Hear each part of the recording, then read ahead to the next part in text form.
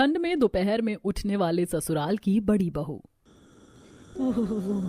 क्या आशा बहू, सब सो रहे हैं और तू सुबह इस ठंड में 5 बजे उठकर सबके लिए नाश्ता बना रही है। भूल गई क्या कि तेरा बड़ा बेटा नाइट शिफ्ट करता है और तेरी बेटी बेटा सारी रात फोन चलाते हैं और सुबह सोते हैं। और मेरा नालायक बेटा ठंड आते ही उसकी लेट उठने की आदत बन जाती है। माँ जी क्या करूँ, मैं तो खुद परेशान हूँ। पहले स्कूल कॉलेज जाते थे तो इसी बहाने जल्दी उठ जाते थे। पढ़ाई क्या खत्म हुई, इन्होंने तो सर्दियों में समय से उठना, नहाना, खाना पीना ही सब छोड़ दिया। पर मेरा क्या, मैं तो बना कर रख दे रही हूँ, जब उठेंगे तब खा लेंगे। मैं इनकी कोई नौकरानी थोड़ी ना हूँ। आशा गुस्से में ठंड में काम करते हुए सबके लिए नाश्ता बनाती है और कुछ देर बाद अपनी सास के साथ बैठकर खाने लगती है। माँ जी एक पराठा और ले लीजिए। नहीं बहू, रहने दे, अभी सब लोगों का उठना बाकी है। सब लॉर्ड गवर्नर की तरह उठाएंगे क्या करके। और सुन बहू, आज अगर किसी ने ठंड का बहाना देकर बिना नहाए खाना खाने की कोशिश भी की ना तो तू उन्हें डंडे से मारना। माँ जी आप खा लीजिए, वैसे भी अपनी फरमाइशों पर मुझसे दोबारा खाना बनवा ही लेंगे और मुझे बनाना ही पड़ेगा। पर मैं आज नहीं बनाने वाली। आज मेरी खुद की तबीयत ठीक नहीं लग रही। मैं जा रही हूँ इन लोगों को उठाने के लिए। आशा नाश्ता करके अब सबसे पहले अपनी बेटी को उठाने के लिए जाती है। उठ जा महारानी, सुबह के 8 बज चुके हैं। ससुराल में भी इसी तरह 12 बजे तक सोती रहेगी क्या? ऐसे घर परिवार चलाएगी? माँ, तुम्हें तो बस मैं ही दिखती हूँ। इतनी ठंड लग रही है, अब तो मुझे कॉलेज भी नहीं जाना। कम से कम 1-2 महीने आराम से तो सोने दो। कौन सा मुझे फ्यूचर में नौकरी करनी है जो मुझे जल्दी उठना पड़ेगा, और मुझे नौकरी का शौक नहीं है। जब हमें आराम की जिंदगी मिली है तो बेफालतू में काम में माथा क्यों खराब करना। हाँ दिख रहा है तेरा फ्यूचर मुझे सोते सोते। भगवान करे ऐसा ससुराल मिले जो 4 बजे डंडे मारकर उठाए तुझे और कड़कड़ाती छत में खाना बनवाए। आशा अपनी बेटी को उठाना छोड़कर अब अपने छोटे बेटे के कमरे में जाती है और उसके मुंह पर ठंडा ठंडा पानी गिराकर उसे उठाती है। तुझे उठना है या नहीं, काम धाम देखना है या नहीं? अगले महीने तेरे बड़े भाई की शादी है, उसका तो मुझे समझ में आता है। बेचारा थका हारा नाइट शिफ्ट करके घर आता है। वैसे भी तुम लोगों से पहले उठ जाता है। तुम लोग सारी रात करते क्या हो जो पूरे दिन आंख नहीं खोलते? जल्दी उठ जा वरना आज नाश्ता नहीं दूंगी। माँ तुम्हें क्या मैं ही नजर आता हूँ? पानी कितना ठंडा है। बीच के बच्चे से तो किसी को प्यार ही नहीं है। मुझे ठंड लग रही है, सोने दो। वैसे भी कल मैं अपने दोस्तों के साथ बाहर जा रहा हूँ तो अभी नींद पूरी करने दो। मेरी तो सारी औलाद ही नालायक है, होंगी भी कैसे नहीं। बाप भी तो इनका ऐसे ही है ना, जो 12 बजे सोकर उठता है। पता नहीं क्या होगा तुम लोगों का। अब तो मेरी बहू आकर तुम लोगों को सीधा करेगी। जब बहू तुम्हें तुम्हारी फरमाइश का खाना बनाकर नहीं देगी ना, तब माँ की कदर होगी। सोते रहो, मेरा क्या है। बस 1 महीने और झेल रही हूँ मैं, तो देखूंगी बहू के आने के बाद। आशा अपने तीनों बच्चों को उठाकर अपने पति को उठाने जाती है और जब विनोद ठंड की वजह से उठने में आलस करता है तो आशा उन सभी को उठाना छोड़ देती है। देखते ही देखते पूरा दिन और सारा काम खत्म हो जाता है और काम खत्म करके जैसे ही आशा आराम करने के लिए कमरे में जाती है तभी विनोद उठता है। गुड मॉर्निंग आशा, अब जल्दी से 1 कप चाय बना दो ताकि मेरी नींद अच्छे से खुल सके। गुड मॉर्निंग नहीं, गुड आफ्टरनून हो रहा है। अगले महीने आपके बेटे की शादी है, ये नहीं कि शादी की थोड़ी तैयारी कर ले। आखिर मैं और माँ जी क्या क्या चीज देखेंगे? सबके सब इस घर में एक जैसे हैं, बस आप लोगों को ही ठंड लगती है। हम सास बहू तो इंसान ही नहीं है। ये नहीं कि सुबह 5 बजे उठें, नहा के फ्रेश हो जाएं, पूजा पाठ करें, पर नहीं, इनकी तो मॉर्निंग ही होती दिन में 12 बजे। मैं चाय लेकर आ रही हूँ, जब तक नहा लीजिए। अगर आज आप या आपके बच्चे नहाए नहीं तो आज खाना नहीं दूंगी किसी को। न सिर्फ आशा का पति बल्कि उसके बच्चे भी अपने पिता पर गए थे, जो ठंड में आलस की वजह से दोपहर में उठते थे और कई बार बिना नहाई खाना खा लेते, जो आशा को बिल्कुल भी पसंद नहीं था। इसी तरह समय गुजरता है और 1 महीने में सूरज और कविता की शादी हो जाती है। माँ क्या कर रही हो? जल्दी करो ना, कितनी ठंड लग रही है। भाभी आपको भी ठंड लग रही है ना? अब तो मेरा कोई काम नहीं है ना, मैं तो चला दोस्तों के साथ पार्टी करने के लिए। कल मुंह है, घर में नई बहू आई है, तुझे पार्टी करने के लिए जाना। अब कौन सी पार्टी करनी है तुझे? जाने दो। दादी जी, दोस्तों की पार्टी कभी खत्म थोड़े ना होती है, क्यों छोटे? आशा जल्दी से अपनी बहू को गृह प्रवेश करवाती है, जिसके बाद अमर अपने दोस्तों के साथ पार्टी करने के लिए बाहर चला जाता है। तभी काजल अपनी भाभी को अपने कमरे में ले जाती है और फोन में एक मूवी दिखाती है। देखो भाभी, ये मूवी इसीलिए मेरी फेवरेट है। इसके बाद जो सीन आएगा ना वो बहुत इंटरेस्टिंग है। सच में काजल, ये मूवी तो बहुत इंटरेस्टिंग है, मुझे भी अच्छा लग रहा है। काजल, अब क्या सारी रात तो मेरे कमरे में बैठकर अपनी भाभी के साथ मूवी देखती रहोगी? कविता, इसकी तो आदत है रात के 2 बजे से 3 बजे तक फोन चलाने की। इसके साथ रहोगे तो तुम्हारी भी तबीयत खराब हो जाएगी। और काजल, तू अपने कमरे में जा, मैं बहुत थक गया हूँ, मुझे और कविता को अब सोना है। वैसे भी रात ज्यादा हो गई है और ठंड भी ज्यादा लग रही है। भैया भैया, आप रात में भी सोते हो, माफ करना भाभी, दरअसल भैया की जॉब नाइट शिफ्ट की है ना, इसीलिए थोड़ा मजाक कर लिया। अच्छा, मैं चलती हूँ। काजल अपनी भाभी के साथ थोड़ा समय बिताकर अपने कमरे में चली जाती है, जिसके बाद हीटर चलाकर सूरज और कविता आराम से सो जाते हैं। और अगली सुबह जल्दी कविता उठकर रसोई में जाती है और अपनी पहली रसोई की तैयारी में लग जाती है। हो, कितनी ज्यादा ठंडी हो रही है। ठंड में तो शादी नहीं करनी चाहिए। खैर, मुझे तो वैसे भी सुबह जल्दी उठने की आदत है। अब जल्दी से सबके लिए खाने में मंचूरियन राइस, पुलाव, छोले, नान, पनीर पूरी और हलवा जैसे पकवान बना लेती हूँ। कविता खाना बनाना शुरू कर देती है और रसोई से आ रही आवाज सुनकर सबसे पहले आशा और शांति की आंख खुलती है और वो दोनों सास बहू बासी लेते हुए एक पतला सा शॉल ओढ़कर रसोई में आती हैं। हे भगवान, ठंड तो बढ़ती ही जा रही है। कितनी ज्यादा ठंड लग रही है बहू, इतनी जल्दी क्यों उठ गई? 6-7 बजे उठकर पहली रसोई कर लेती। वैसे भी घर में इतनी ठंड में कोई सुबह जल्दी नहीं उठता। मैं और तेरी सास भी शादी की वजह से इतना ज्यादा थक गए कि देखा आज हमारी भी आंख नहीं खुली।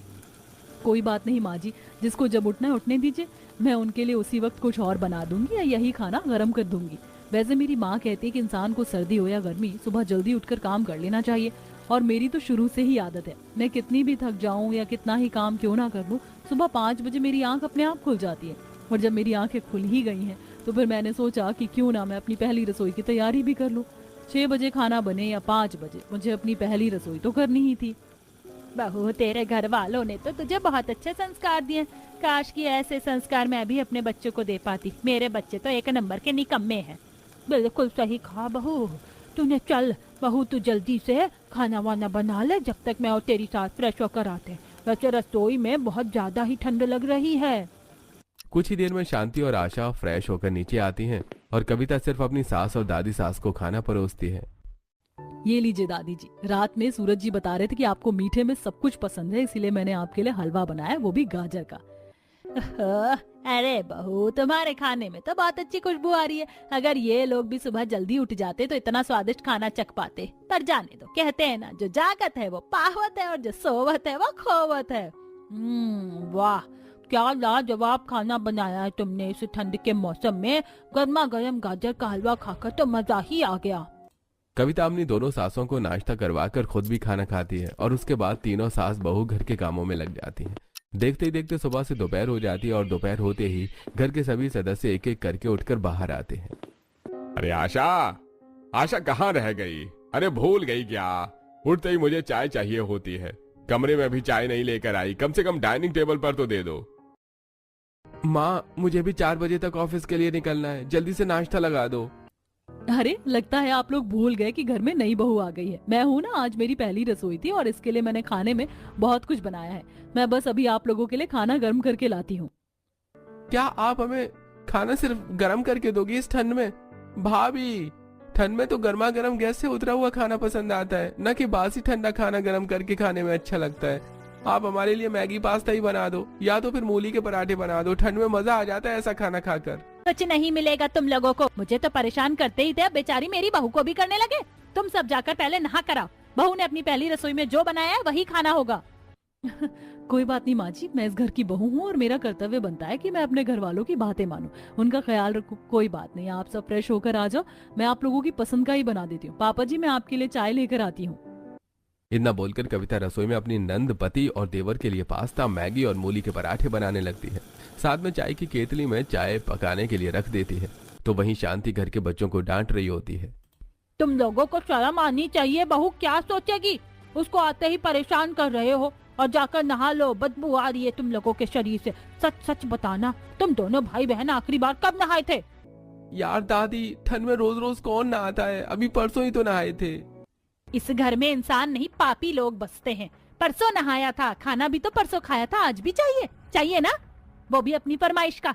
इसीलिए जाकर नहाना होगा। जाओ, जाकर नहाओ। एक तो जब लंच का समय होता है तब इन लोगों की सुबह होती है। यार माँ, जा रहे हैं नहाने, अपना रेडियो तो बंद करो।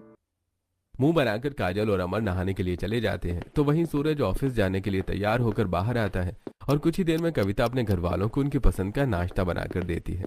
देखते देखते एक हफ्ता बीत जाता है और इन एक हफ्ते में भी कविता मना नहीं करती और सबके कहने पर उनकी पसंद का नाश्ता उन्हें दोपहर में देती है। घर में बहू के आने के बाद घर के लोगों की आदत और भी ज्यादा बिगड़ जाती है। ऐसे ही एक दिन जब सुबह कविता अपने दोनों सासों को नाश्ता दे रही होती है तो अरे बहू, तुझसे कुछ कहना था। तू कितनी भोली और मासूम है। मैंने सोचा था तेरे आने के बाद तू मेरे घर के लोगों को सीधा करेगी, पर मुझे नहीं लगता कि तू इन्हें सीधा कर पाएगी। तेरे आने के बाद तो ये लोग अब 2 बजे उठने लगे, 12 बजे तक तो फिर भी ठीक था।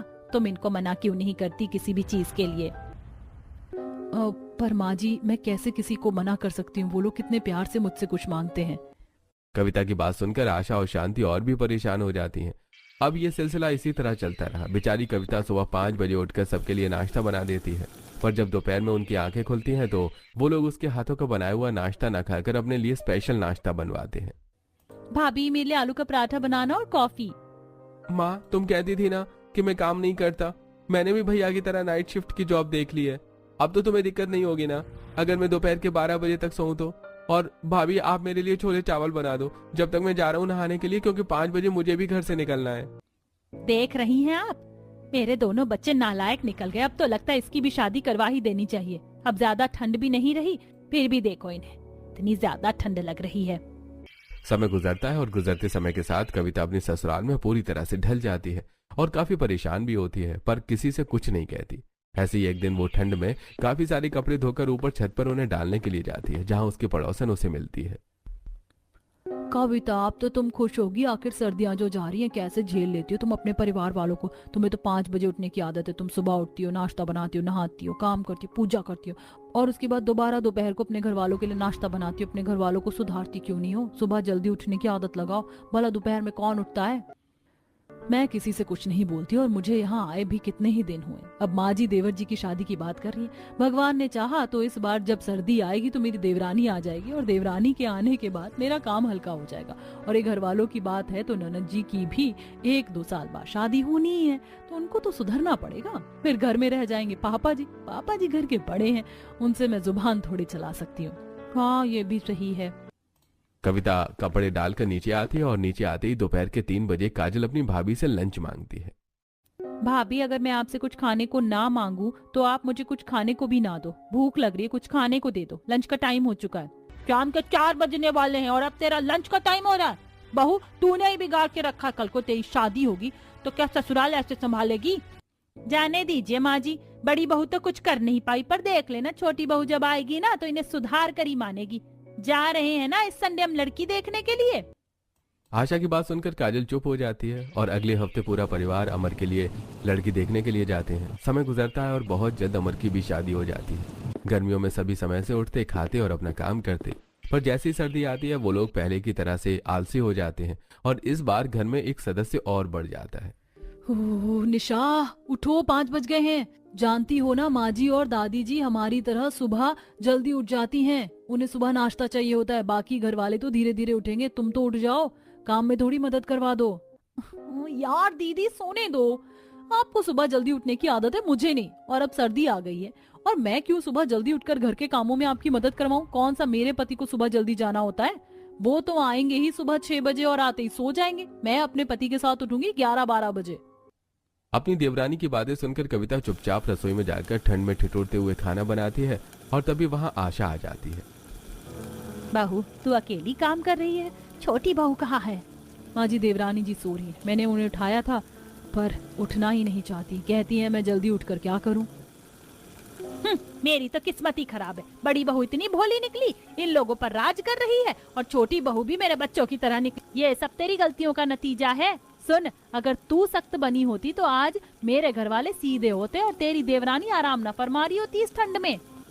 आशा अपनी बहू को डांटकर वहां से चली जाती है। अपनी सास की बात सुनकर कविता को काफी बुरा लगता है और वो 7 बजे तक अपनी सास और दादी सास को नाश्ता दे देती है और दोपहर को जब घर वाले उठते हैं तो उन्हें उनकी पसंद का नाश्ता बनाकर देती है।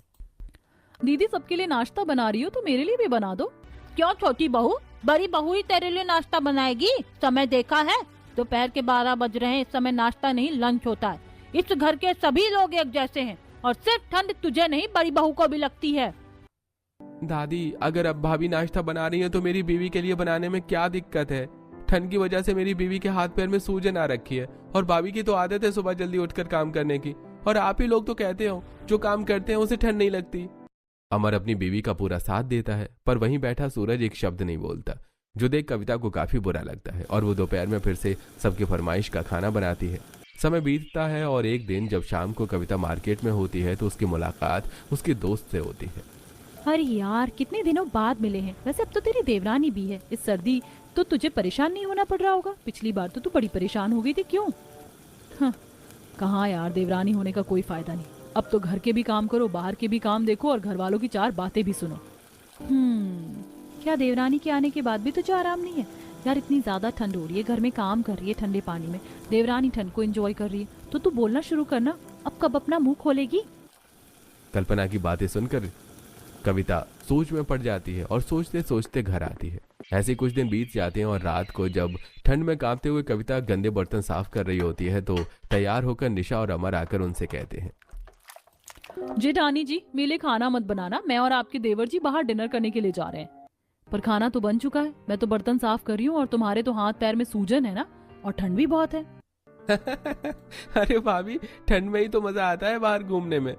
अमर और निशा को बाहर जाने में बिल्कुल ठंड नहीं लगती और वो लोग तैयार होकर डिनर करने के लिए बाहर चले जाते हैं। ये देखकर कविता को काफी बुरा लगता है और एक दिन जब कविता घर के बाहर सफाई कर रही होती है तो कविता बहू, तुम्हारी देवरानी तो दिखती ही नहीं है। कल देखी थी 3 बजे के आसपास उसने नाइटी डाल रखी थी। तुम्हारे घर में सबकी सुबह दोपहर में 2 बजे होती है क्या?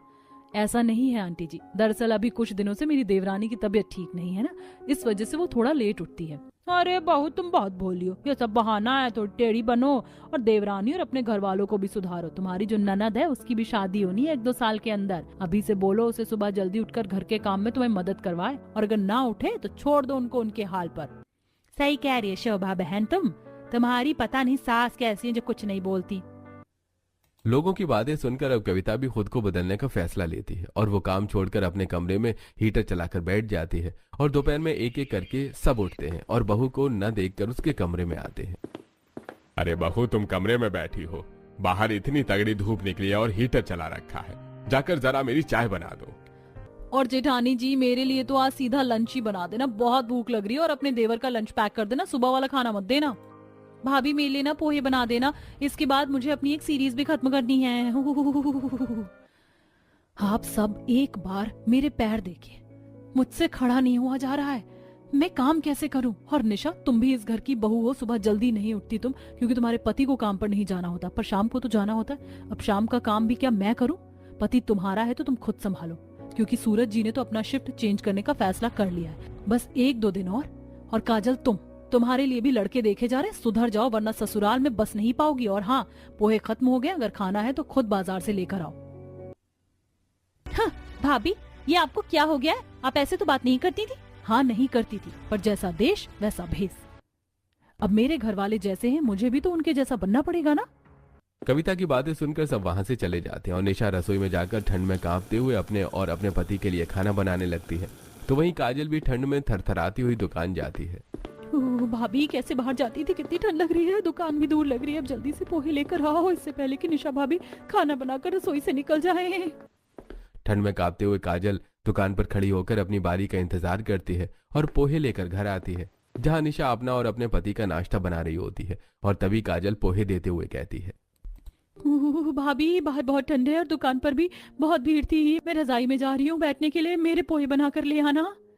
अरे मैं भी इंसान हूँ, मुझे भी ठंड लगती है। आधा 1 घंटे तक रसोई में खड़ी थी, ठंड के मारे जान जा रही है।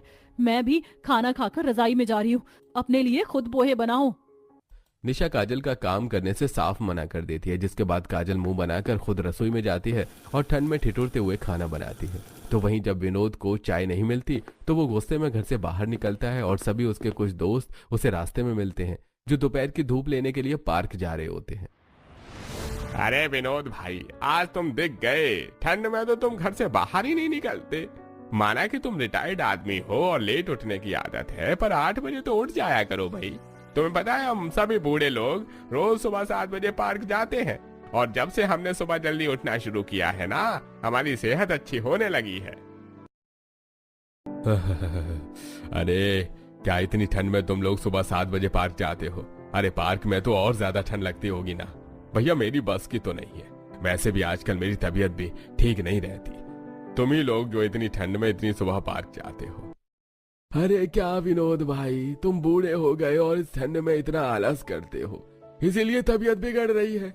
अगर लंबी जिंदगी जीनी है और पोते का मुंह देखना है ना, तो हमारे ग्रुप में शामिल हो जाओ। और अभी कहाँ जा रहे हो चाय पीने?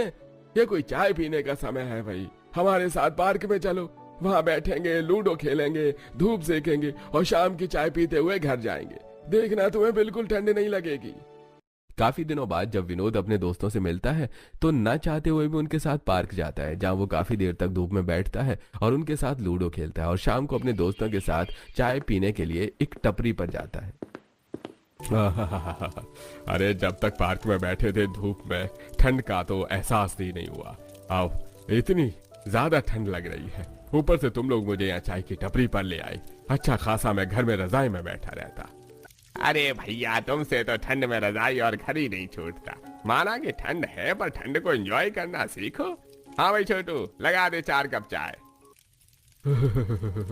अरे अब देखना भाई, अरे तुम इस ठंड में खुले में गर्मा गर्म चाय पीने में क्या मजा आता है। अरे बुढ़ापे की भी जिंदगी जियो भाई। अब विनोद अपने दोस्तों के साथ ठंड में कांपते हुए गर्मा गर्म चाय पीता है, जिसे पीने के बाद उसे काफी रिलैक्स फील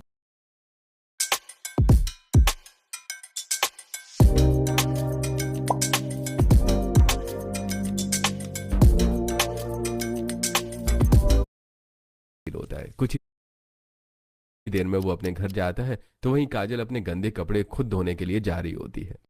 अरे अब देखना भाई, अरे तुम इस ठंड में खुले में गर्मा गर्म चाय पीने में क्या मजा आता है। अरे बुढ़ापे की भी जिंदगी जियो भाई। अब विनोद अपने दोस्तों के साथ ठंड में कांपते हुए गर्मा गर्म चाय पीता है, जिसे पीने के बाद उसे काफी रिलैक्स फील होता है। कुछ ही देर में वो अपने घर जाता है तो वहीं काजल अपने गंदे कपड़े खुद धोने के लिए जा रही होती है। पापा आ गए। और ये क्या, आपने हल्का सा सिर्फ शॉल ले रखा है? बाहर से आयो, ठंड नहीं लग रही? बुढ़ापे में जवानी आ रही है क्या? भाभी को देखो जरा, उन्होंने मेरे कपड़े भी नहीं धोए। कहती हैं कि मैं अपने काम अब से खुद करूं, और माँ भाभी का साथ दे रही है। अब आप बताओ, इतनी ठंड में मैं अपने कपड़े खुद धोऊं, मुझे क्या ठंड नहीं लगेगी?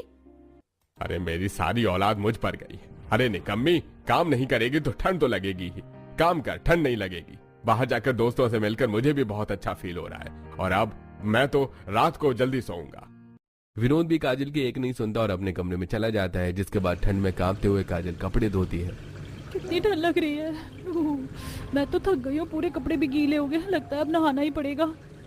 आज काम करके काजल थक जाती है और टीवी होने की वजह से कपड़े धोने के बाद नहा लेती है, जिसके बाद शाम के 9 बजे ही काजल को नींद आने लगती है और वो खाना खाकर अपने कमरे में सोने चली जाती है। और रात के 10 बजे अमर उदास घर आता है।